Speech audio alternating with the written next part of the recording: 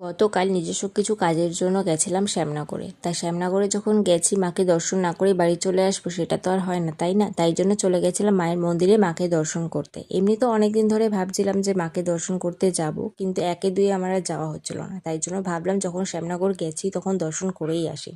মায়ের এই মন্দিরে আসলে না মনটা একেবারে শান্ত হয়ে যায়। মনের যত অশান্তি ছিল সব না দূর হয়ে যায়। তাই জন্য আমি আগেও আসতাম, এখনও যাই। আগে তো কম্পিউটার শেষ হলে, যখন কম্পিউটার ক্লাসে যেতাম, কম্পিউটার শেষ হলেই মাঝে মধ্যে চলে আসতাম এই মন্দিরে। অনেক সময় এসে বসে থাকতাম, অনেক সময় মাকে দর্শন করে গঙ্গার পাড়ে গিয়েও বসে থাকতাম। আর দেখো মহেশ্বরকে কতটা সুন্দর লাগছে দেখতে। মায়ের তো ফটো ভিডিও সব তোলা নিষেধ রয়েছে, তাই জন্য শেয়ার করতে পারলাম না। তবে আমার মতে বলে যে ফোনে দেখার থেকে না সামনাসামনি এসে দেখার মজাটাই কিছু আলাদা। মাকে তখন অনেকক্ষণ ধরে বসে তোমরা শান্তভাবে দেখতে পাবে মাকে একভাবে। তাই জন্য যারা যারা এখনও আসোনি এই মন্দিরে অবশ্যই কিন্তু ঝটপট করে চলে এসো। আর সকল ভক্তদের জন্য একটা সুখবর হচ্ছে, মায়ের এই মন্দিরে খুব তাড়াতাড়ি একটা অনুষ্ঠান হতে চলেছে, অনেক বড় অনুষ্ঠান।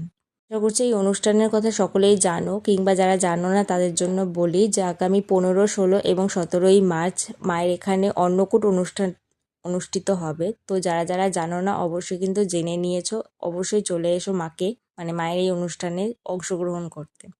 তো দেখো এখানে শিমুল গাছটা কত সুন্দর শিমুল ফুল ভরে গেছে।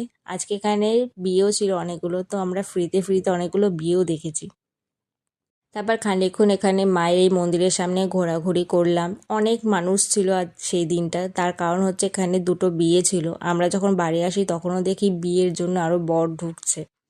তো তারপরে একটা শিমুল ফুল নিয়ে নিলাম। আর মায়ের মন্দিরটা দেখো এখান থেকে কতটা সুন্দর লাগছে। তারপরে মাকে বলে গেলাম যে আমি আবারও আসবো কিছুদিন পর। মায়ের মন্দির থেকে বেরিয়ে এখানে মহেশ্বরের আর একটা মন্দির রয়েছে। এখানে যদিও ভক্তদেরকে ঢুকতে দেওয়া হয় না, তবে এখানে মহেশ্বর রয়েছে, তোমরা বাইরে থেকে মহেশ্বরকে দেখতে পাবে। দেখো মহেশ্বরকে কত সুন্দর লাগছে দেখতে। এখানে ভক্তদেরকে ঢুকতে দেওয়া হয় না, তাই জন্য আমি গিয়ে আর ভিডিও করতে পারলাম না। তারপর একটা শিমুল নিয়ে বাড়ি চলে আসলাম। দেখা হচ্ছে নেক্সট ভিডিওতে।